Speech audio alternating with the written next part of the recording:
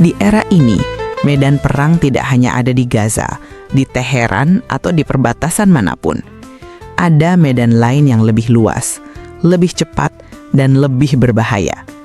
Medan perang di media sosial. Disitulah opini dibentuk, kemarahan dibakar, dan kebenaran seringkali tenggelam oleh kecepatan jari yang tak sempat berpikir.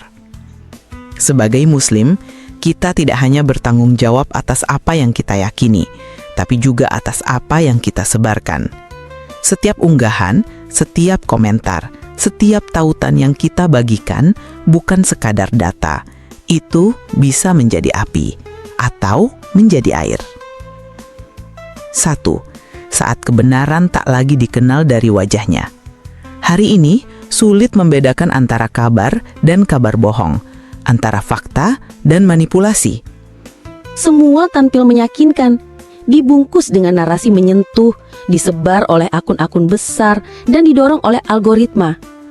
Tapi ingatlah firman Allah dalam Qiyas Al-Isra 36. Dan janganlah kamu mengikuti sesuatu yang tidak kamu ketahui. Sesungguhnya pendengaran, penglihatan, dan hati semuanya akan dimintai pertanggungjawaban. Kita akan dimintai jawaban, bukan hanya soal apa yang kita katakan, tapi juga apa yang kita sebar. Maka, jangan mudah percaya hanya karena sebuah video viral. Jangan ikut marah hanya karena melihat satu potongan gambar. Karena bisa jadi itu jebakan. Bisa jadi itu narasi palsu yang sedang disiapkan untuk memperkeruh suasana. 2. Jari kita bukan milik kita saja. Setiap kali kita mengetik komentar kasar, membagikan kabar yang belum tentu benar, Atau memaki pihak lain dengan membabi buta, ingatlah jari-jari ini akan bersaksi. Bersaksi di hadapan Allah tentang bagaimana kita berperan dalam memperkeruh atau meredakan suasana. Rasulullah SAW bersabda, "Barang siapa beriman kepada Allah dan hari akhir, hendaklah ia berkata baik atau diam." Hadis riwayat Bukhari dan Muslim. Di saat konflik membara, diam yang penuh doa lebih baik daripada bicara yang menambah luka. Jika tak bisa menenangkan, jangan ikut memanas-manasi. Jika tak bisa mendamaikan, jangan ikut mengadu domba. 3. Jangan jadikan umat Islam sebagai bahan pecah belah.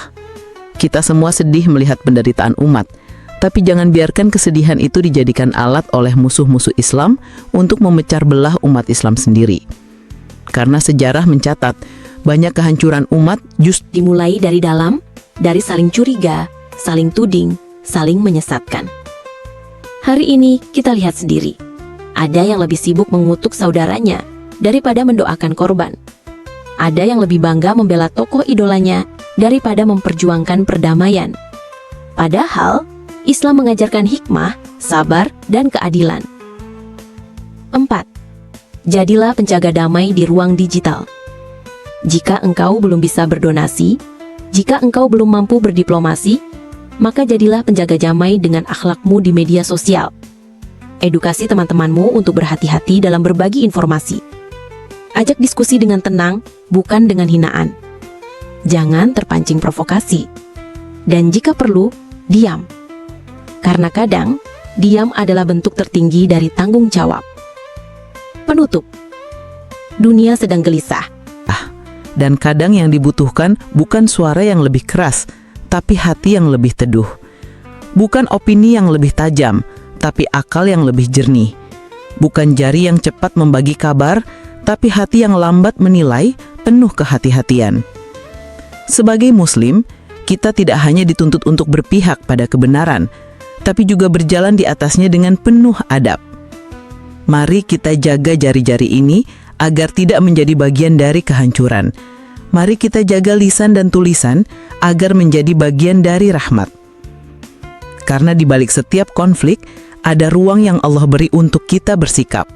Dan hari ini, ruang itu adalah diri kita sendiri dan ponsel di tangan kita.